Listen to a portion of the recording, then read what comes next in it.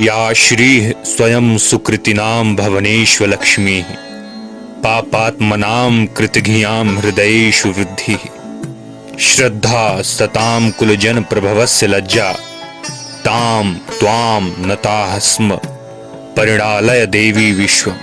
अर्थात देवी पुण्यात्माओं के घरों में स्वयं ही लक्ष्मी रूप में, पापियों के यहाँ दरिद्रता रूप में, शुद्धांतःकरण वाले पुरुषों के हृदय में बुद्धि रूप में, सत्पुरुषों में श्रद्धा रूप में तथा कुलीन मनुष्यों में लज्जा रूप में निवास करती हैं। उन भगवती को हम सब श्रद्धा पूर्वक नमन करते हैं। हे पराम्बा, समस्त विश्व का कल्याण कीजिए। साथियों, आज की ये वीडियो बड़ी ही उपयोगी है। आज हम नवरात्र के महत्व के बारे में बात करेंगे।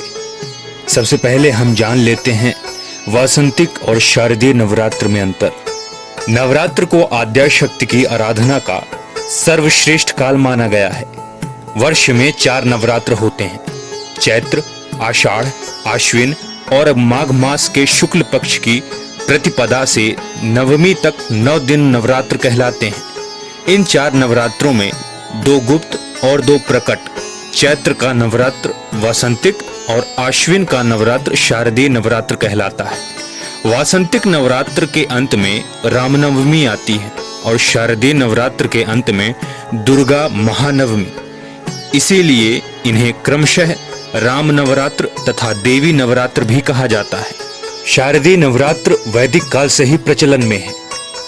शरत काले महापूजा क्रियते याच वार्षिकी तस्याम ममैतन्माहात्म्यं श्रुत्वा भक्ति समन्वितः सर्वा बाधा विनिर्मुक्तो धन धान्य सुतान्वितः मनुष्यो मत प्रसादेन भविष्यति न संशयः।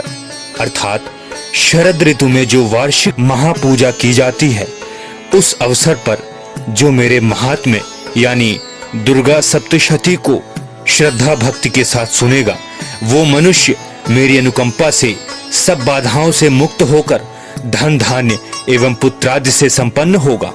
इसमें तनिक भी संदेह नहीं है।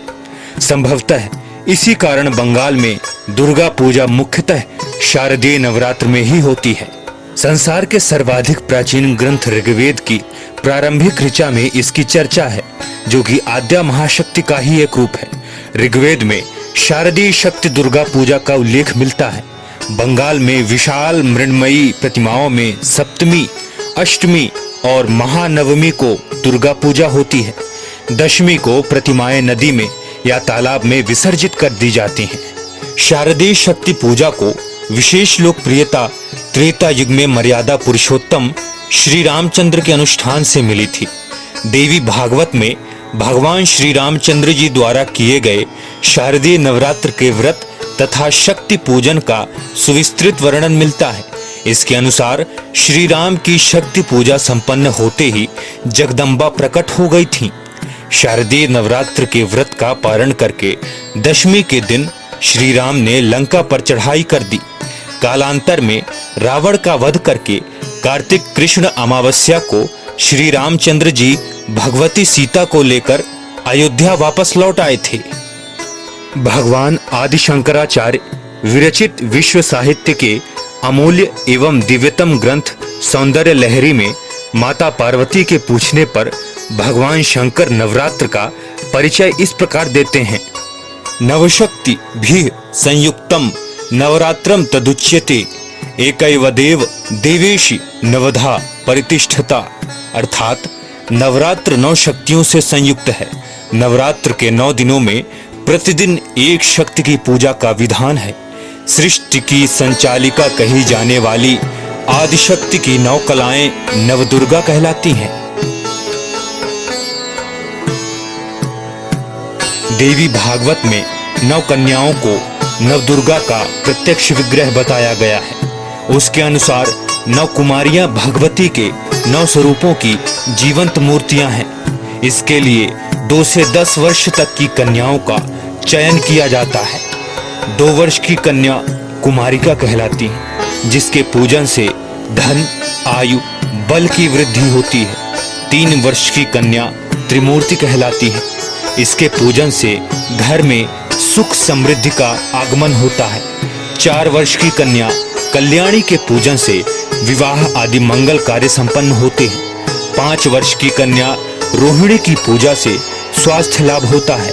6 वर्ष की कन्या कालिका के पूजन से शत्रु का दमन होता है।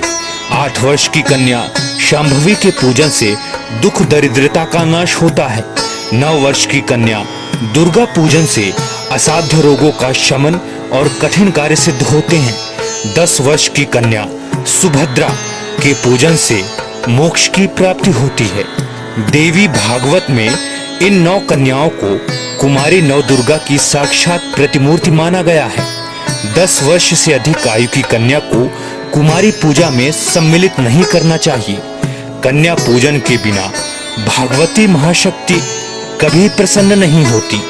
कन्या पूजन के माध्यम से ऋषि मुनियों ने हमें स्त्री वर्ग के सम्मान की ही शिक्षा दी है। नवरात्र में देवी भक्तों को यह संकल्प लेना चाहिए कि वे आजीवन बच्चियों और महिलाओं को सम्मान देंगे और उनकी रक्षा के लिए सदैव प्रयत्नशील रहेंगे।